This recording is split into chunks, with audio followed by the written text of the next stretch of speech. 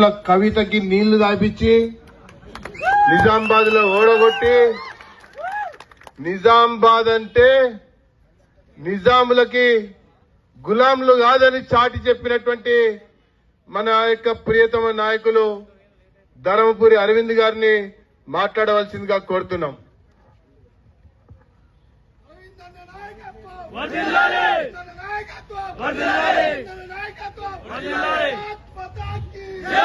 జై శ్రీరామ్, జై శ్రీరామ్. భారతీయ జనతా పార్టీలా అందులో మళ్ళా ఈటెల రాజేందర్ గారు జాయిన్ అయినాక ఒక హుందాతనం వచ్చింది. అది దాని ఎగ్జాంపుల్కి ఇప్పుడే అయింది. మీకు చెప్తా. నాకు మైక్ ఇచ్చిండు ఆయన, పెద్ద ఆయన. మేము ఫస్ట్ టైం ఎంపీ అయితే ఆయనకి ఇప్పటికి 7 సార్లు 8 సార్లు నా లెక్కనే తప్పింది. అన్నిసార్లు గెలిచిండు ఆయన. జరిగి నాకు జాగిచ్చి మళ్ళా ఆయన వెనుకకు పోయిండని మా ప్రభాకర్ అన్న వెనుకకు పోయి మళ్ళీ ఆయనకు జాగిచ్చిండు. ఇది భారతీయ జనతా పార్టీ. ఇక టీఆర్ఎస్ పార్టీకి వద్దాం. టీఆర్ఎస్ పార్టీలో ఆత్మహత్య ధోరణి ఉంటుంది. సూసైడల్ టెండెన్సీస్ అంటే ఎట్లుంటుంది చెప్పాలా బ్రదర్? లోక్సభ ఎన్నిక జరుగుతున్నది, బిడ్డ ఓడిపోతున్నదని పరిశాన్ ఆగమాగం పోయి మండల వెంకటేశ్వరరావు ఇంటికి పోయాడు. 3 గంటలు కూర్చున్నాడు. ఇక ఈయన పోయి ఆయన 3 గంటలు కూర్చొని ఆయనకు మసకా కొడుతున్నది, బిడ్డ ఓడిపిస్తున్నట్టున్నది, ముసలోనికి టెన్షన్ వస్తున్నదని అందరికి అర్థమైంది. తర్వాత దుబ్బాక ఎలక్షన్ వచ్చాయి. దుబ్బాక ఎలక్షన్ రాగానే మంచిగా నడుస్తున్నది, టైట్ నడుస్తున్నది ఎన్నిక. మస్తి కోరతనం, ఆరోగెన్స్ బండి సంజయ్ని ఎత్తుకపోయి పోలీసు వ్యాన్లో కుక్కిండ్రు.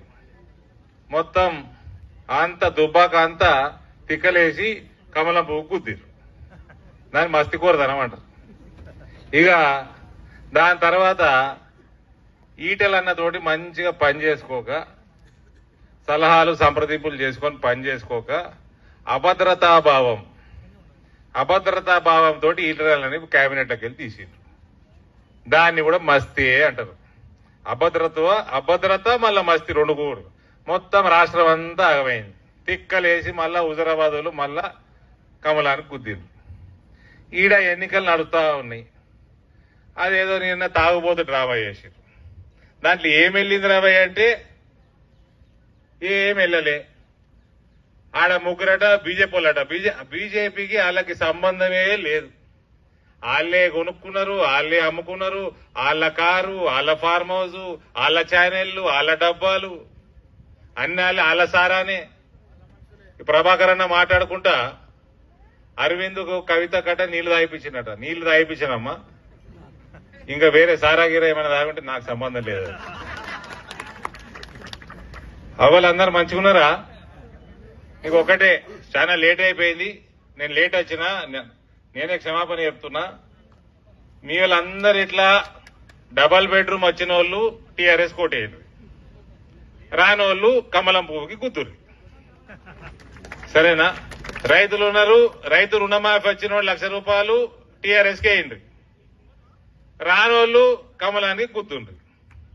ఇక యువతకి ఉద్యోగం వచ్చినోడు టీఆర్ఎస్కి వేయండి, రానోడు కమలానికి గుద్దుండ్రి. పోనీ ఉద్యోగం రాకుంటే నిరుద్యోగ భృతి వచ్చినోడు టీఆర్ఎస్కి వేయండి, రానోడు దేనికి గుత్తారు? కమలం పువ్వు గుద్దుతారా? అంతేనా? ఫేర్. ఇదంతా డెమోక్రసీ, ప్రజాస్వామ్యం. మీకు పని అయితే వాగ్దానం నెరవేర్చి ఉంటే కారు గుద్దుర్రి, లేకపోతే కమలానికి గుద్దుర్రి. అంతే కదా? అంతే కదా? మళ్ళీ ఇప్పుడు ఏం చేస్తారంటే దిక్కుమాలనోడు కేటీఆర్ గారికి అక్కర్లేదు, వాళ్ళ అయ్యకేమో దిమాకు ముక్కులు ఉన్నది. ఇప్పుడు కారు గుద్దిండ్రు అని కమలానికి గుద్దిండ్రు, కారు గుద్దిండు అని అరవింద్ అని గంత పూర్తి తీసి పెడతాడు. ఇక వాళ్ళకే ఉన్నది, ఈ దొరలకే ఉన్నది దిమాకు. మనందరికి దిమాకు లేదనుకుంటారు వీళ్ళు. ఆడ కూర్చొని ఫామ్ హౌస్ లో సల్లాగా ఏసీ వేసుకొని మందు తాక్కుంటా గిది వాళ్ళు చేసేది ఫార్మ్ హౌస్ లో టైం పాస్ కాక. కరెక్ట్ చెప్తాం. కాబట్టి మీకు చేసిన వాగ్దానాలు ఈడ హాస్పిటల్ కట్టిన రావా? మీకు సవలతులు ఉన్నాయా? కడితే గద ముక్కోనికేయండి, కట్టకుంటే మోడీ గారికి ఆశీర్వాదం ఇవ్వండి, మేము గట్టి చూపిస్తాం. మీకు ఇల్లు కాలే, 3,20,00,000 ఇల్లు కట్టిండు నరేంద్ర మోడీ దేశం మొత్తం. 3,20,00,000 ఇల్లు అంటే ప్రతి అసెంబ్లీకి ఇప్పటిదాకా, ప్రతి అసెంబ్లీ నియోజకవర్గంలో ఇప్పటిదాకా 10,000 ఇల్లు కట్టిండు దేశం మొత్తం. ఇక్కడ ఈ దరిద్రుడు ఆ పైసలు 2 లక్షల రూపాయలు ఇస్తున్నారు, దాంట్లో నేసీడు కట్టించుడు కాదు, ఆ 2 లక్షలు కూడా మీకు రాణిస్తలేడు. ఆ 2 లక్షలు కూడా రాణిస్తలేడు. మన మీద బిచ్చపొల్లం అన్నట్టు 2,000 పెన్షన్ ఇస్తున్నాం కదా అంటాడు. అంటే నువ్వు 100 నెలలు ఇస్తే 2 లక్షలు కావాలి. అప్పటికి నువ్వు కిరాయి కట్టుకుంటలేవా? కిరాయి కట్టుకుంటలేవా? ఆరోగ్య బీమా లేదు, 5 లక్షల రూపాయలు ఇస్తుండు నరేంద్ర మోడీ. దేశం మొత్తం బీమా రై హాస్పిటల్లో పడితే 5 లక్షల రూపాయల దాకా ప్రతి సంవత్సరం ప్రభుత్వం ఇస్తుంది. మీ పెద్ద పెద్ద అపోలో హాస్పిటల్ పోయి చేసుకపో, ఇంకే హాస్పిటల్, కార్పొరేట్ హాస్పిటల్ పోయి చేసుకపో. 5 లక్షల రూపాయలు ప్రభుత్వం కడుతున్నది. ఇక్కడ ఏం కడుతున్నది? లొట్టపీస్ కడుతున్నదా? ఏం కడుతున్నది? ఈడ కడితే ఏమైనా ఆరోగ్య బీమా కడితే గద్ద ముక్కోనికి కడతలేడు కదా. నరేంద్ర మోడీ గారికి ఆశీర్వాదం. ఇక దీనికంటే ఎక్కువ మనకు అనవసరం. మనకి సేవ చేసేటోళ్లు నరేంద్ర మోడీ, భారతీయ జనతా పార్టీ సర్కార్. ఇవాళ మునుగోడులా మనము కమలం పువ్వుకి ఓటేస్తే రేపు జనరల్ ఎలక్షన్ లా భారతీయ జనతా పార్టీ సర్కార్ ఏర్పాటు చేయనీకే మనకు ఈజీ అవుతుంది. సరేనా? మీరు దారి చూపిన వాళ్ళు అవుతారు, మునుగోడు వాళ్ళు తెలంగాణ సమాజానికి చూపిస్తారు కదా దారి. రాజగోపాల ఎలక్షన్ రాగానే ఈయనకి 1 కోట్ల వరకు, అరే నేను చిన్నగున్నా రాజశేఖర రెడ్డి, చంద్రబాబు నాయుడు ముఖ్యమంత్రి ఉన్నాడు, గప్పుడే ఈ ఆఫీస్ వాళ్ళది సుషి హైటెక్ అంటే రాజగోపాల్ రెడ్డి అన్నారు. ఏమైతుంది అంటే 10,000-15,000 కోట్ల వరకు చేస్తున్నారు అన్నాడు గప్పుడే. ఇప్పుడు చేసుడు పెద్ద సుతారమా? ఏమే అవునా? రాజగోపాల్ రెడ్డి ఇవాళ విసికెత్తి గదముక్కోడు పనిచేస్తలేడు, మునుగోడికి రూపాయి ఇస్తలేడు, సిద్దిపేటకి 700 కోట్లు ఇచ్చిండు, గజ్వేల్కి 650 కోట్లు ఇచ్చిండు, మాకు 2.5 కోట్లు ఇచ్చిండు. మేమే మా దిక్కులేని వాళ్ళమా? ఈ సంగతి చెప్తా.